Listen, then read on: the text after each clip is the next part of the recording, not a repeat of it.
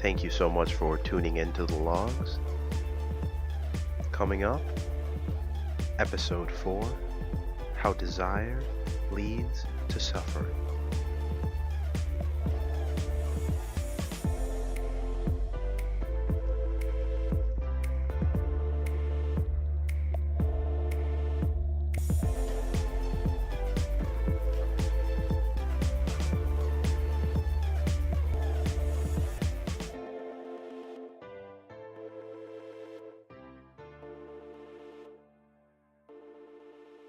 Do you know what a hungry ghost is?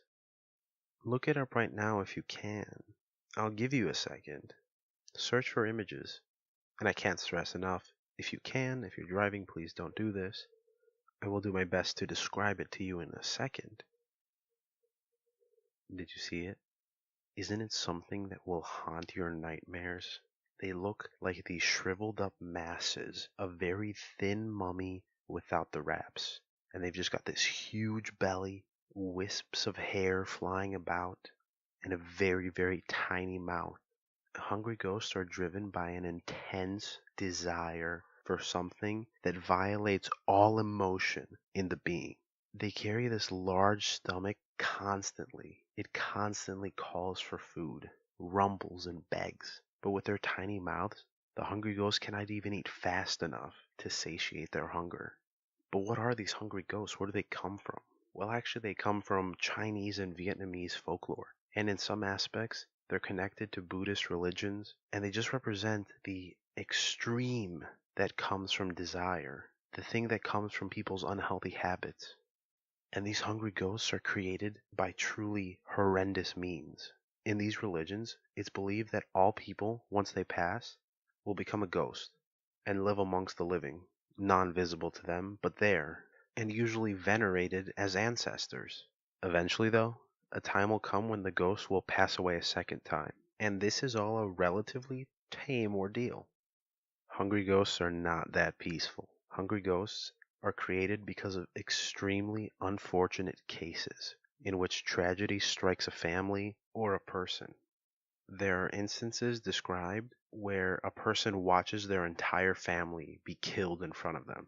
But it could also include other instances that are probably more likely, where a person determines their fate by themselves, where a truly unholy and immoral life results in no respect by the person's own family. This lack of reverence for the ancestors can breed this being that's hungry for something. And this hunger, it represents something. Although it takes the form of literal hunger, the hunger for food, the hunger that these ghosts feel comes from some aspect of their tragic life. For those with truly tragic lives, like those that lose their entire family, it could be an unhealthy yearn for peace to the point of madness. Madness that leads them away and leads them to become this hungry ghost, this truly disgusting being. For the immoral man, the hunger for food in the hungry ghost state could reflect their insatiable hunger for something in their life, be that power, fame, or money. Anything that tore them away from their family to the point where they're not respected once they've passed away. These hungry ghosts are thought to roam the world of people, and in many instances, they embody physical things, like dogs or cats, inanimate objects, and even people. In the Buddhist religion and in the Taoist religions, it is thought that possession by a hungry ghost can lead to immorality and mental disease. These beings are possessed to undergo these actions, and there are a lot of stories that feature these really creepy things. And now, upon saying that, I'd be remiss if I were to not tell you one of these stories. So gather around, everyone. It's creepy story time. This one comes from a Redditor in Singapore called Cubyface. That's Cuby face. Just in case you wanted to go and look up any other creepy stories that they may have. But this is also a good quote because it also explains some of the tradition followed by modern peoples in regards to these hungry ghosts. So let's go on with the story. And quote, Chinese 7th month starts 22nd August this year. For people not in the know, that's when Taoists and Buddhists believe that the gates of hell open for a month for spirits to wander the earth. In a multicultural country like Singapore, this is observed widely, and even people from other faiths generally tend to err on the side of caution and observe certain customs during this period. Now, they say err on the side of caution here because people want to do things to keep the bad luck that these ghosts bring, to keep that away, so there are customs that are followed, and that's what they reference. Alright, let's go on.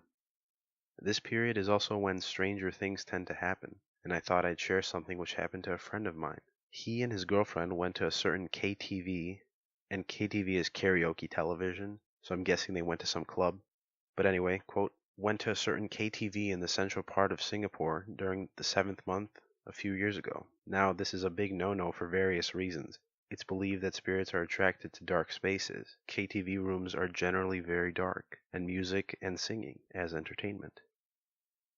What he's saying there is that the hungry ghosts are attracted to dark spaces, and they're also attracted to music and singing very loud things.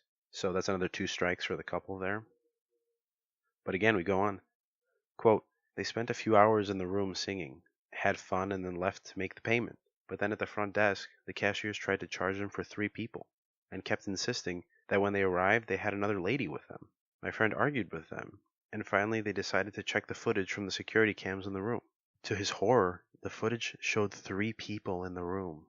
An additional lady crouched on the sofa just behind his girlfriend, looking at the floor throughout the session. And when my friend and his girlfriend left the room together, she stood up and left with them, all the while still gazing at the same spot on the floor. As the cashiers watched the video, it dawned on them what was happening, and they waived the charges for the 3rd person. Now, do you have chills? Yeah, I have chills running down my spine right now. Just imagine. I mean, you saw the picture, right? Imagine that wispy, creepy monster sitting right next to you on the couch. Oh my God. But again, this is not a Halloween episode. This is a desire-based episode. So what was the desire there? Why was the ghost present in that room? Could it have been that this hungry ghost lady was jealous of the couple? Maybe she had never found someone in her life. Maybe she wanted friends. She just really liked karaoke. Nonetheless, it serves as an example for a desire gone extreme. A desire that has possessed the whole person to the point where they drove themselves mad. This lady drove herself mad. And whether you believe in ghosts or not doesn't make much of a difference. Just think of her as an example for the extremes that can come from human desire. On this episode, let's explore these everyday aspects of desire that cloud our everyday judgment and lead us to a downfall as a spirit capable of true virtue. On this episode, let's explore how desire leads to suffering. When we yearn for something, it is an inherent want that is felt by every aspect of our system. It controls you because all parts of you are working towards that goal you've placed in front of yourself. If you listen to episode 2, you're probably well versed in addiction. But the long and short of that is that when you want or when you crave, that thing that you want or that thing that you crave becomes ingrained into your mind and into your body. And the body has some very powerful systems that urge it into a path where it can work towards those desires and hope for those desires so it can receive whatever it desires. And this can get out of hand in some cases, where what one desires enthralls their entire existence and their being. This is how immoral people are made, because they fall into an addiction for something. And like we said, this could be anything. This could be for power, this could be for money, this could be for fame. Things that deviate from the good and turn men and women into vessels of corruption. Vessels that truly and fully work for themselves and exert will outwardly towards others. Exert that will in the hopes of urging people into their path where they can get their desires. Sometimes even forcing people and hurting people so that they can get their desires. This is a vessel of corruption. And this is no way to live a life, as something that only searches and begs and pleads and maybe even does wrong against others. This person becomes a hungry ghost in life, and their hunger for whatever they find, whatever they desire, cannot be filled. It's important that every person understand this and know that we all struggle with these facts. We struggle with them because we are predisposed for desire. That could be the basal desire for survival. survival by the means of food and shelter. But what we see now are desires more intricately developed on the back of the human social hierarchy. Nonetheless, these desires can corrupt people, especially when the societies that we've built fail them. They can fail them in terms of they're not getting the necessary materials for basic life.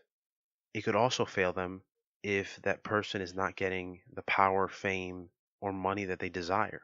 And nowadays, this is much more likely and much more prevalent. And what occurs is that they go against that society. They complain about the faults of that society because they haven't gotten what they desire. And because a desire has filled some need within them. But it could also fill a pure want too.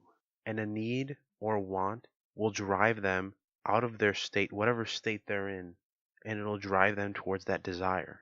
The bottom line is that these desires lead to the downfall of the person. For so much as the soul is anchored amongst the physical, it loses in spirit.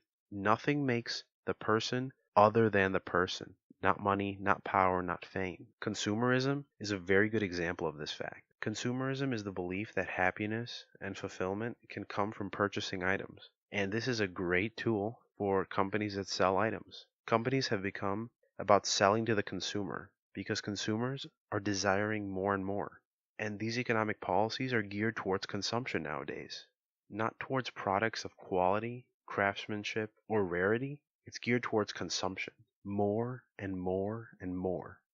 I mean, you tell me why my computer suddenly stops working or is slow once the new model comes out. It's almost as if they make them to break down every 2 years. What this leads to is a consumer behavior that's driven towards product, the desire for stuff, and the hope that eventually getting that stuff would make them feel some kind of joy. But it's actually kind of funny though, and it comes down to a feeling that I'm sure that most of you have had, if not all. Do you remember ever wanting something so bad, all you can think about was that thing, but then when you actually get around and get it by some means, you may feel happy for a little bit, but then it's generally a little underwhelming. I mean, some cases you could say this is what I've been dreaming for, and you could be a little sad about it. But why do we end up feeling that way? It's probably because we build this up in our head and we make it something that it's not. In a way, it possesses us and it tells us how awesome it is and how awesome it will be to have it. And it tells us that you need to get that thing. And it's not unlike a hungry ghost, is it? And then when we do get it, we're underwhelmed. And we may move to the next thing, and the next thing, and the next thing. And then we're cycling around and around, waiting for something that will fulfill whatever desire we had. But they never really do, because physical items will never fulfill the spirit or the mind, because those can dream up whatever. They can create worlds, fantastic worlds, things that we can't even dream to make in the real world. And when we fail in getting these desires, we feel sad and we suffer for it. This desire, whatever desire, is leading to suffering, a state of suffering, emotional suffering, the sadness of not acquiring whatever product, whatever thing that we wanted. And again, we continue this cycle because we're predisposed to that fact. We yearn for things and we desire things because we are in the physical world. And we have these systems in our brain that sometimes turn against us. And they tell us that this, whatever this is, needs to be mine. And then again, when you don't acquire that, your mind will make you feel sad about that fact. And then time passes and you forget. Time passes and you find something else. And again, we go around and around. And I have the perfect story to highlight this fact and to exemplify this. Plato's The Republic is a writing that has influenced and still continues to influence Western thought. Philosophical thought in the Western world, from government and justice to virtue of the man and his role in society, has been influenced by this book by Plato, because he discovers aspects of humanity that we still adhere to today. And he writes this long oration and ends it with a story. Now, I don't know if you've ever read The Republic, but it ends with something called the myth of Ur. And that's E-R, Ur, the myth of Ur. And I'm going to tell you that story the journey that undergoes. So here is the myth of And I say myth, and you will find it everywhere as myth, but just know that scholars say that it might not be exactly a myth. It's a work of fiction, but we're going to call it a myth of So here's the myth of It begins actually at the end of a very long battle. And after 10 days, people came to clean up the bodies and set them to pyres. And amongst the dead rotting corpses, the people came across a relatively fresh corpse of the man And they were stunned, but they continued to clean the bodies, clean up the battlefield. And then 12 days later, when it was time to be set to burn on the pyre, the funeral pyre, he jumped up, alive, and quickly said to all those gathered around him, I have to tell you about the world beyond our own. He said that as his soul left his body, killed in battle, his physical self, was greeted to a wonderful place that had an opening going up and one going down. And in the middle of these two passageways sat judges. He was in a line, and he watched as those before him were ordered by the judges to either move up into the heavens if they were just in life, and down to the earth if they had committed evils in life. But when they got to they told him that he would be a messenger to the humans for what happens at this place, and that he was to observe and report back to his people in time. So observed. At first, he noticed people coming back from the passageways that led to the heavens or to the underworld, and he said that these were the souls that departed death after judgment. And as they entered this splendid place, in what can be described as a limbo, they gathered in a meadow and they greeted people that they knew and exchanged stories. Reports that those from the heavens questioned the people of the underworld about what they had seen there, and the people of the underworld did the same. Those in the heavens had lived in peace, sustenance, and bliss for 1,000 years, but those in the underworld had found 1,000 years of torture for the unjust actions they committed. Since they lived in these states for 1,000 years, they lived for about 10 human lifetimes, and they paid their crimes tenfold. If a person in the underworld got there because of murder, they were served 10 times the pain of that murder in death. Conversely, the good people in the heavens were rewarded under the same scale. So, each of the groups stayed for 7 days in the meadow, and on the 8th day, they were told to get up and go on a journey. And this journey lasted 5 days, and they reached a place where the light touches the heavens and the earth. At this place, a speaker greeted them, and as they spoke, the speaker told them that they were on the cusp of another cycle that will end, inevitably, in death. And the Spirit told them that they were to choose a new life to possess. These lives included those of animals and humans. There were poor, starving people, honest, hard-working people, famous people, strong people, tall people, all mixed and offered to the souls. All except could choose a new life to inhabit. For was to return in his own self, and as the people gazed at him on top of the funeral pyre, warned that this next thing is the greatest trial of all. For the first to choose was a soul from the heavens, and in his greed he chose a tyrannical leader. But he failed to examine this life closely, for this leader was cursed to eat his own children. And when he blamed the speaker and the angels and the judges, his words were for naught, and his situation occurred to all those that had come from the heavens, for their souls were left untempered by virtue for 1,000 years. But the people that came from the underworld had felt the pain caused by ill judgment, and they carefully examined the life they chose in the hopes of leading a good life on earth and avoiding the pain of the underworld for another 1,000 years. After all the souls chose their new lives, they traveled in line to a plain near a river, and quenched from their journey, they bent down and drank water from the river, and the water from the river caused them to go to sleep. And the more they drank, the harder they slept, and the more they slept, the more they forgot about their time in the afterlife.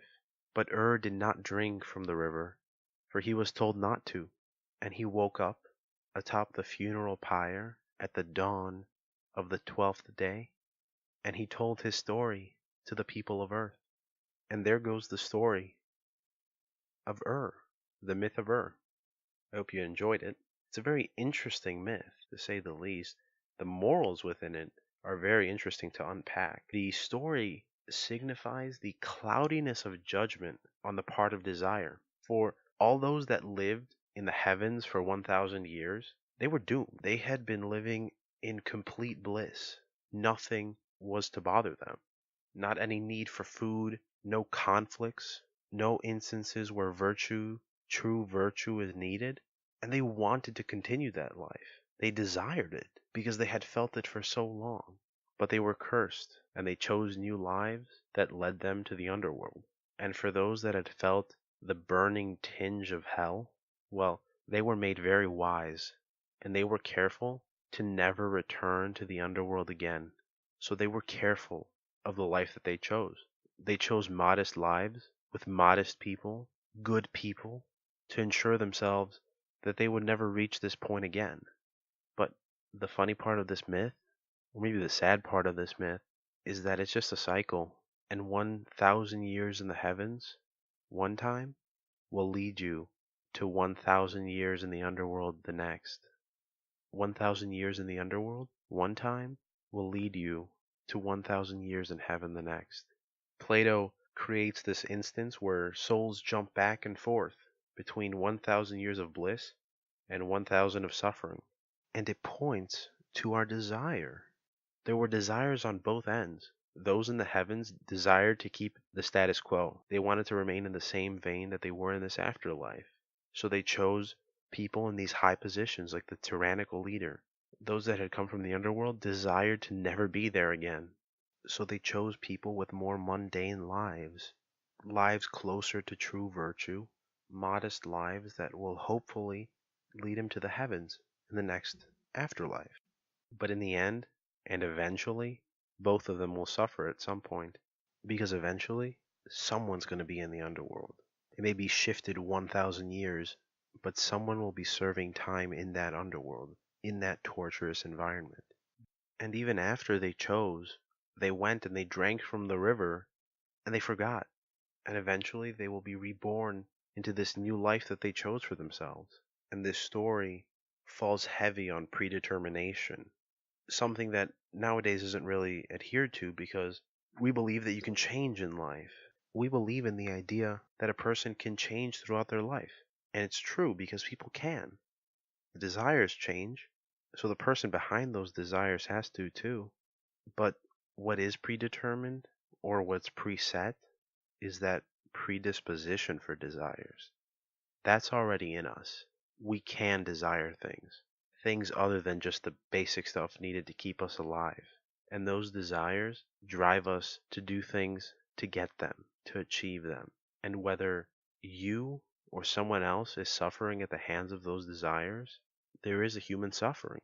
If you yourself don't achieve those desires, you'll suffer because of it, because they've taken control of you.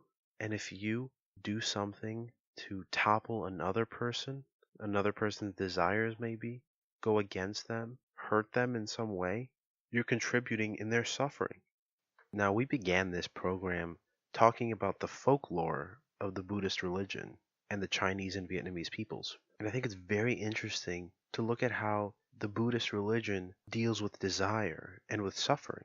In the Buddhist religion, desire is defined, along with ignorance, as the root of all suffering.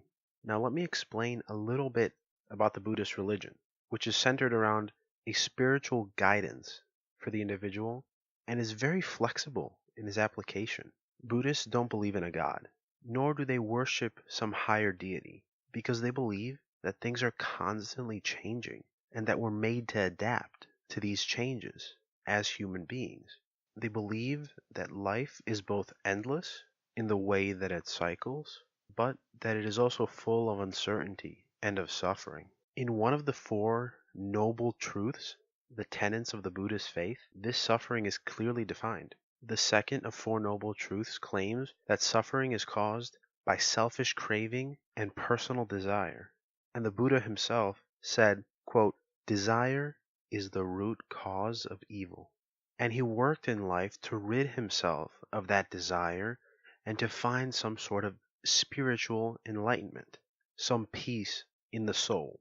To the Buddhists, the suffering of man is referred to as dukkha. Now, I'm not an expert in the Buddhist religion, but what I could gather is that it doesn't translate over very well. It does not translate literally to suffering.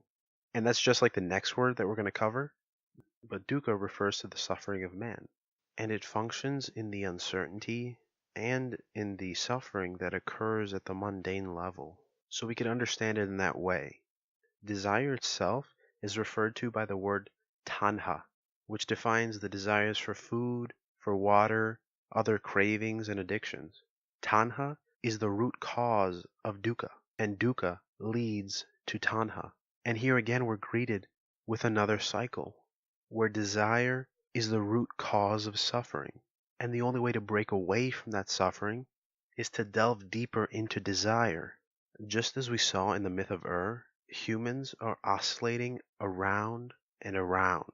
But each time we turn to a new cycle, we lose some part of ourselves. And now, what do we mean when we say that we lose a part of ourselves in this process?